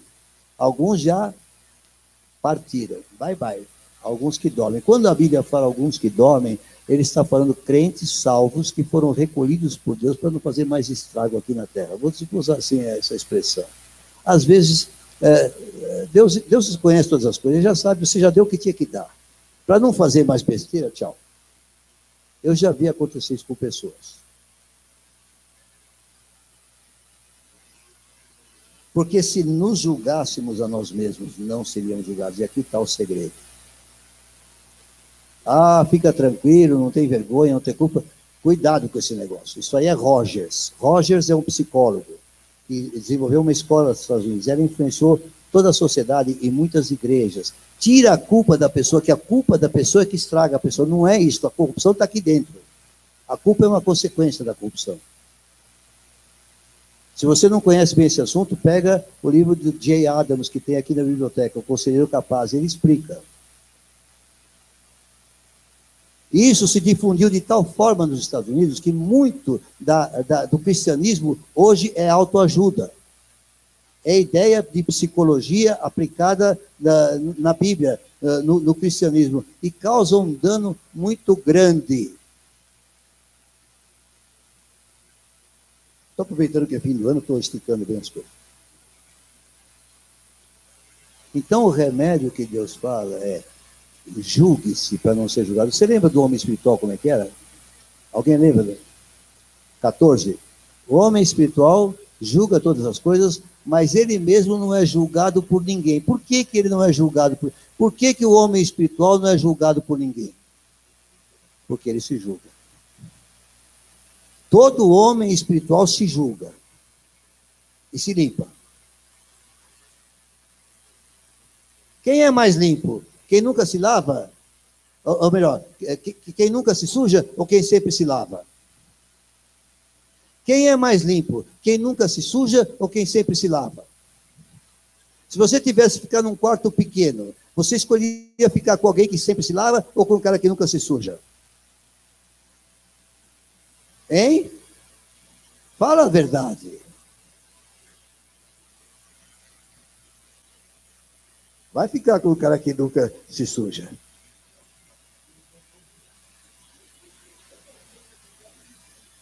Você entendeu?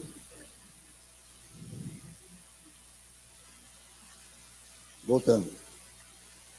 Mas quando julgados, se nós não julgamos, somos disciplinados pelo Senhor para não sermos condenados com o mundo. E aqui, meu filho, não é condenação eterna. É cair na esparrela do mundo. O mundo está debaixo do julgamento. O que está acontecendo para ele não passa de julgamento das ações das pessoas. E se você não se trata desse negócio, você entra na vala comum. Você perde a sua identidade especial. Na prática, não na posição. Está escrito na Bíblia ou eu estou inventando? Assim, pois, irmãos meus, quando vos reunis para comer, esperai uns pelos outros. Amém. O versículo final aqui não preciso. Até aqui está bom. Amados, então nós estamos em festa. Diga para a pessoa que está ao seu lado, apesar do que o pastor falou, nós estamos numa festa. Apesar do que o chato do pastor falou, nós estamos numa festa. Então vamos participar da festa. Pode vir tomar o seu pão e o seu cálice. Se você precisa, examine-se. Mas se você já está examinado, cheio do Espírito Santo, tome, coma o teu pão e beba o teu cálice com júbilo, com alegria do Espírito Santo. Amém? Aleluia. Vai. Vem.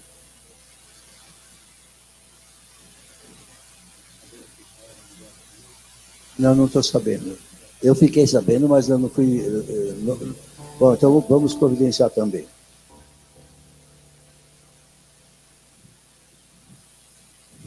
O Fábio está me lembrando que também o Israel vai embora, então nós vamos enviá-lo também. Eles ainda vêm, não vai ser agora, viu, Fábio? Fica para outro culto, mais à frente. Amém. Então não errei. Ufa. Amém.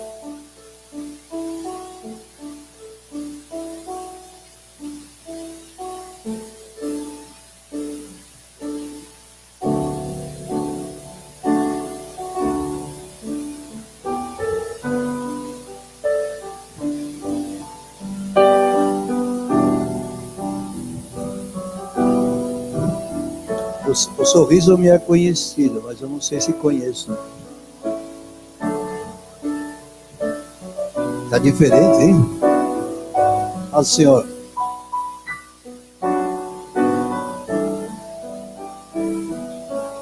Se os irmãos estão em condições, pode participar da ceia.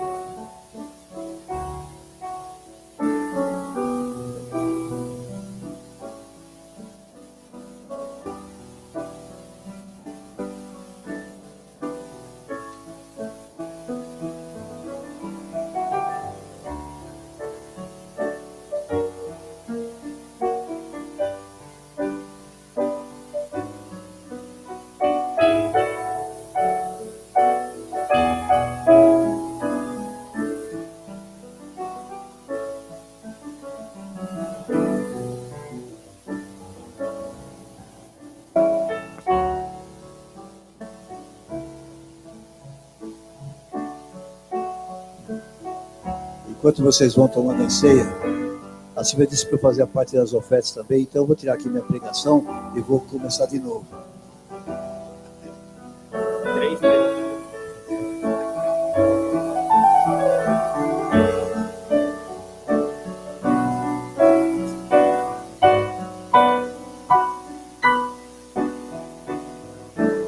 Deus ama um povo generoso, abundante de boas obras.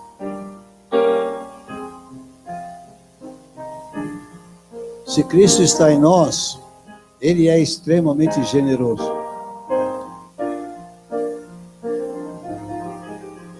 Se nós espelhamos a vida de Cristo em nós, nós também nos tornaremos generosos.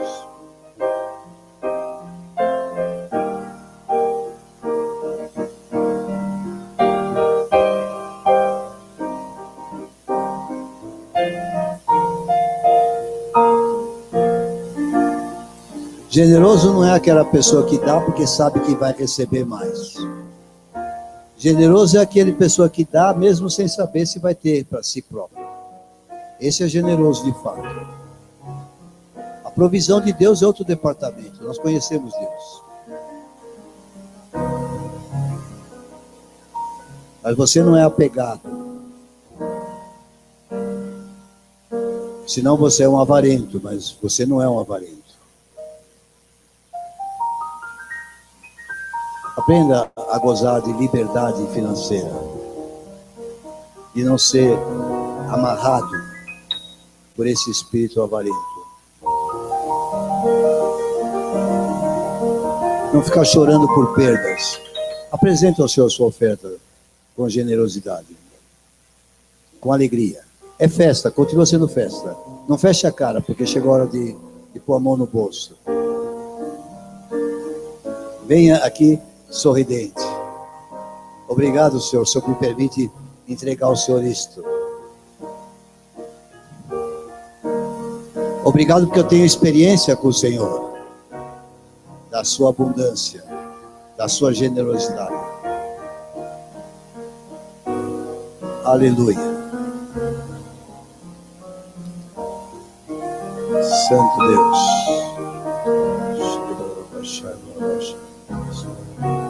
Aleluia. Glória a Deus.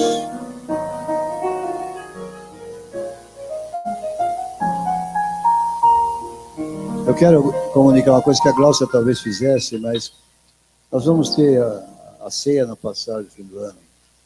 Nós não queremos que ninguém fique constrangido. Se você tem um ambiente familiar, às vezes até de família incrédula, onde você precisa passar fora, não é obrigado a vir aqui, ninguém vai reparar, fulano veio, fulano não veio. Não, nós não temos esse coração. Nós queremos ter um lugar para acolher aqueles que estão sem essa possibilidade de ter um convívio familiar, ou que preferem escolher a família da igreja, também é um critério também, né? Mas se você tem compromisso com família, não se sinta constrangido, nem julgado por nós que vamos estar aqui. Mas se você venha com o coração limpo, com o coração aberto, alegre, para ter comunhão realmente, para nós termos um momento feliz juntos. Nós vamos cultuar a Deus e depois vamos estar juntos para saborear uma excelente refeição na companhia uns dos outros. Amém? Então, glória a Deus. Vamos ficar de pé, vamos orar. Não, eu ia encerrar, não. Nossa, você vai ter avisos? Vocês vão ter avisos? Só esse? Mas você vai ter que dar aviso nesse, né? Sem falar um pouco mais, né? Obrigado. Levante suas mãos para as ofertas. Obrigado, Senhor, pela tua bondade para conosco. A coisa maior o Senhor fez. Nos deu a vida eterna, nos deu o seu Filho. O resto tudo vem porque somos teus filhos, porque o Senhor nos ama. Nós reconhecemos que não foi a nossa qualidade, a nossa capacidade, a nossa eficiência que possibilitou que tivéssemos recursos. Vem de ti, vem do alto. E nós te entregamos aquilo que nós achamos que podemos dar agora. Ao dízimo, a nossa oferta. Abençoa, Senhor, não para nós, mas abençoa o uso na igreja, que possa prosperar as vidas das pessoas e possa trazer outras vidas para a nossa família, Pai, em nome do Senhor Jesus. Amém e amém. Glória a Deus. Antes de você falar, Gláucia, quer dizer alguma coisa? Tem? Vamos aguardar um pouquinho, o pastor Francisco vai ministrar. Você decide se eles ficam em pé, se você se assenta. Logo em seguida a Gláucia virá. Esta quinta-feira nós não temos culto, porque é o dia que talvez você vai com a sua família, as donas de casa precisam fazer alguma comida, então esta quinta-feira não temos culto. Mas o restante do programa, tudo é normal na igreja. Pastor Francisco. Fica só um minutinho em pé, rápido, tá? Quando eu entrei aqui, você me deu uma palavra, eu sei que é necessário que você saia de baixo daquilo que Deus quer falar mesmo. Desde o começo Deus está falando. Lá em Lamentações, capítulo 3, 21, diz, quero trazer à memória o que me pode trazer esperança. No versículo 21, versículo 22 diz que a misericórdia do Senhor é a causa de não sermos consumidos, e ela se renova a cada manhã.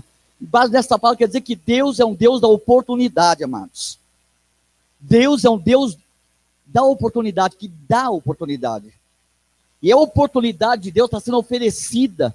Isaías 43, 18 diz, não lembrei das coisas passadas, nem as antigas, eis que faço coisas novas. Está saindo a luz e não percebeis? A luz que ele está dizendo não é só a luz, a lâmpada, a claridade. Ele está se referindo a uma referência bíblica de Salmo 119, versículo 105. Lâmpada aos meus pés é a tua palavra e luz. E Deus está trazendo a palavra dizendo, fecha o balanço, acerta a tua vida comigo, porque eu quero te levar em vitória. Salmo 81, versículo 8 diz, povo meu, quero exortar-te, se meu povo me ouvisse, andasse meus caminhos e me atendesse, de pronto abateria o inimigo, deitaria a mão sobre aqueles que lhe aborrecem, ele daria o mel que sai da rocha, mas o meu povo não quer me atender, não quer me dar ouvido, não quer andar nos meus caminhos, por isso deixei-os andar na teimosia do seu coração e nos seus próprios conselhos. Deixa eu falar algo para vocês aqui, não vou te enfadar não, mas os teus valores vão mostrar quem você é. Se você é carnal ou espiritual. Se o teu coração está no ouro e na prata, e nas coisas desse mundo, não precisa nem dizer quem você é, mas se o teu coração está nas coisas de Deus, você sabe valorizar aquilo que Deus hoje está te oferecendo. O teu coração vai denunciar os teus valores.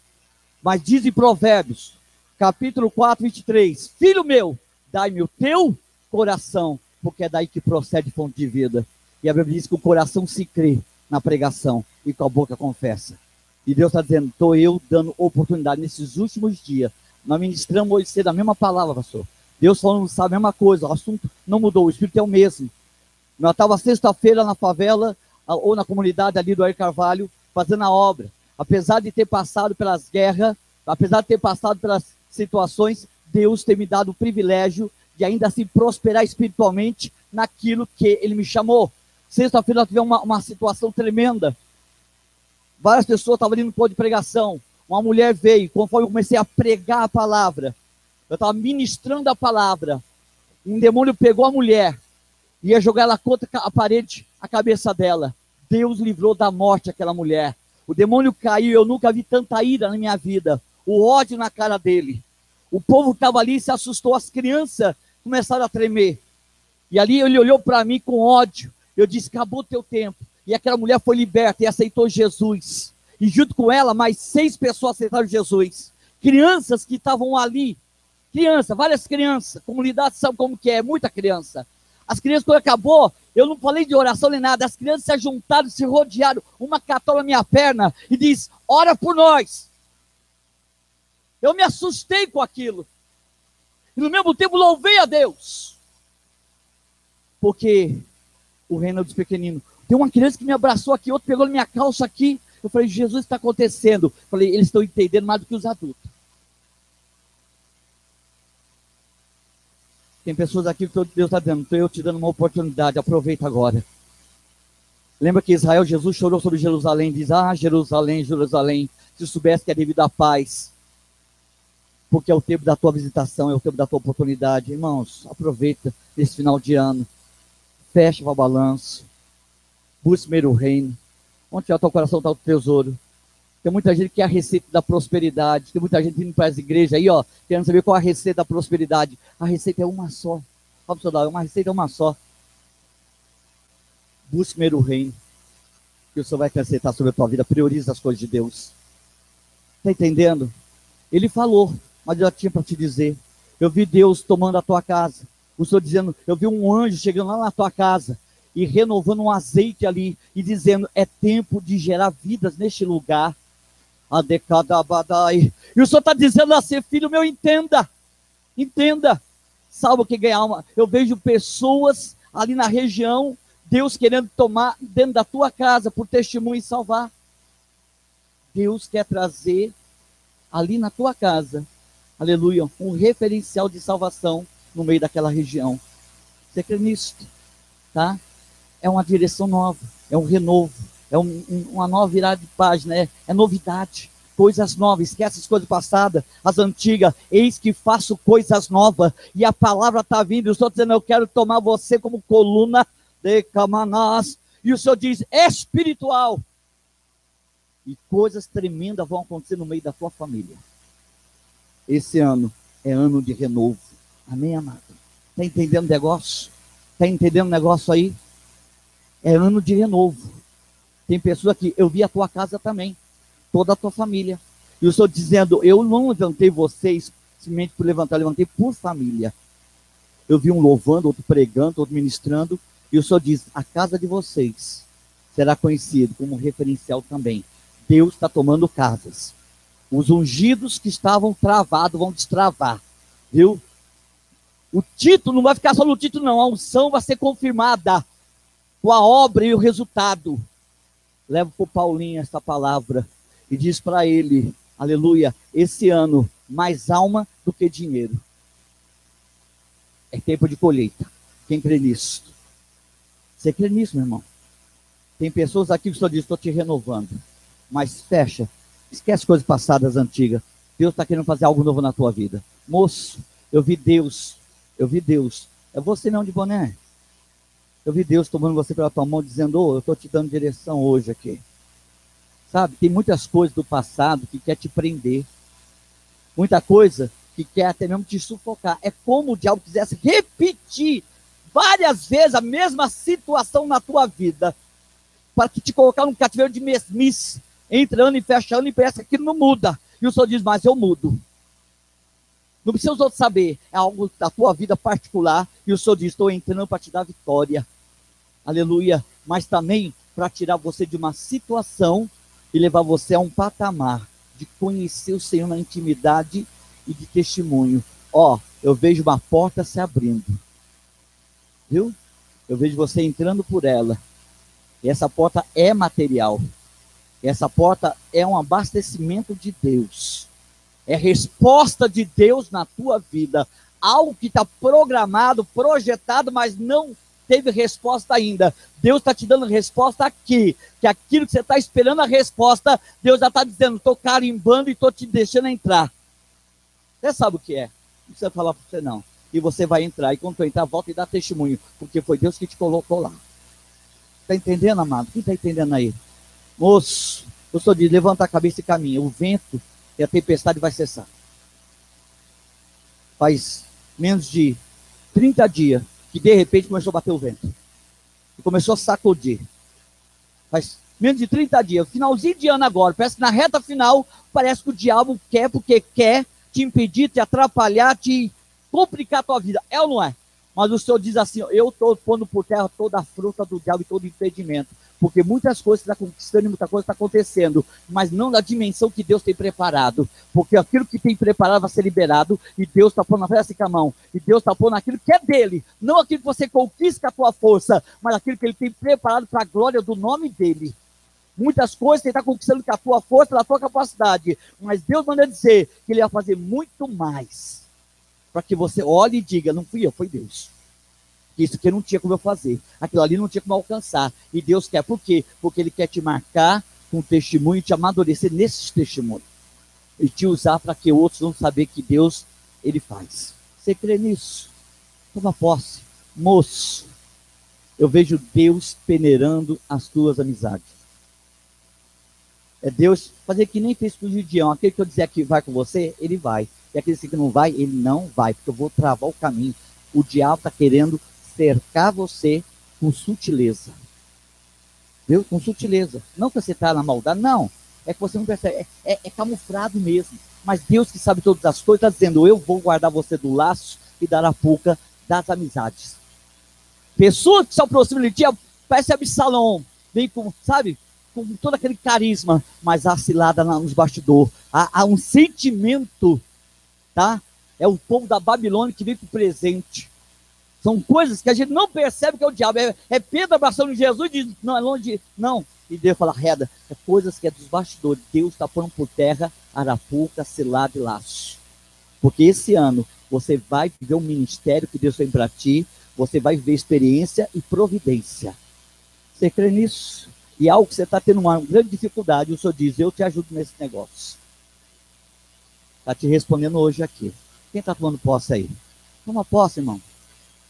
O Senhor diz a você, olha, esse ano é ano que eu faço você subir 2 degraus. Lá onde tu está. Lá onde tu trabalha. O teu nome vai ser chamado, aleluia, e um cargo vai ser lhe dado. E vai ser acrescentado na tua vida financeira e o tempo será diminuído na tua carga horária de trabalho. Mas como que é esse negócio? É coisa de crente. É coisa de, sabe, crente de Deus, sei lá, do fim da fila e coloca o primeiro. Os outros senão os quê? Os primeiros.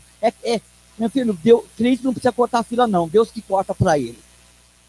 Você crê nisso? Tem muita gente achando que aquele cargo vai ser deles.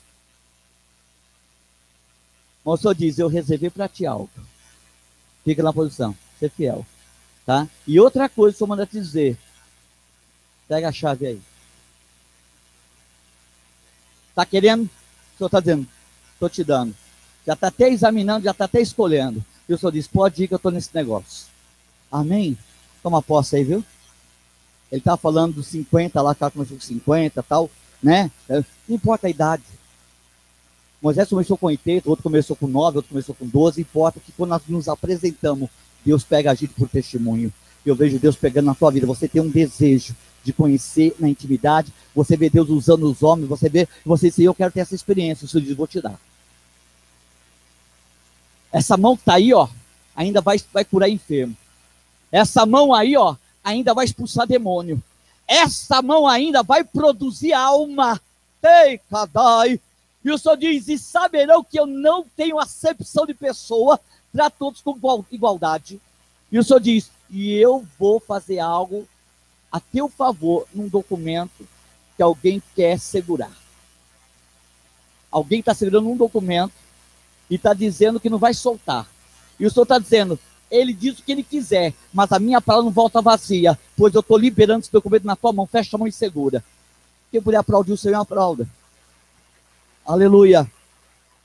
Deus disse que você ia viajar, não disse? E disse que era nos Estados Unidos, não disse? E o Senhor dizia, eu vou contigo, não falou? E ele já está na tua frente. Deus está na frente. E eu digo uma coisa, essa viagem não é material, não é profissional, nada, é espiritual. Deus tem negócio contigo lá e tu vai ter uma experiência muito forte na área espiritual. Deus vai te amadurecer de uma maneira tão tremenda que você vai voltar com júbilo. Está indo com alegria, mas volta com júbilo. E o Senhor diz, tem algo no teu particular que hoje Deus quer levar de uma palavra. O diabo nunca mais vai atacar o teu emocional. Ei, Cadai! Nunca mais o cão vai colocar você em depressão, por baixo. Deus vai te dar uma unção de fortalecimento, de resistência, de fortaleza, que você vai animar os outros, mas nunca mais vai desanimar. Você vai levantar os outros, mas nunca mais você vai se abater. Eu vejo Deus te colocando por coluna, aleluia, para levar os outros a crer. Nesses últimos dias, apesar de estar em festa, apesar de estar em viagem, o diabo quis tocar no teu emocional. Mas Deus hoje está pondo por terra para nunca mais ele tocar. É um basta de Deus. Os outros olham para você, está assim, está bem, mas aqui dentro está gemendo. Muitas vezes, e o Senhor diz, eu ouvi o gemido e estou curando a alma e o coração, e você vai ser feliz. Você, o Senhor, é resposta, viu? Você perguntou, ele está respondendo, você vai ser feliz. Na área espiritual, na área material, na área conjugal, na área familiar, na área ministerial. O reino de Deus não é comida nem bebida, é paz e alegria no espírito. E o reino está sobre ti. E você não será frustrado no teu caminho. Receba aí em nome de Jesus. Amém? Pode aplaudir o Senhor.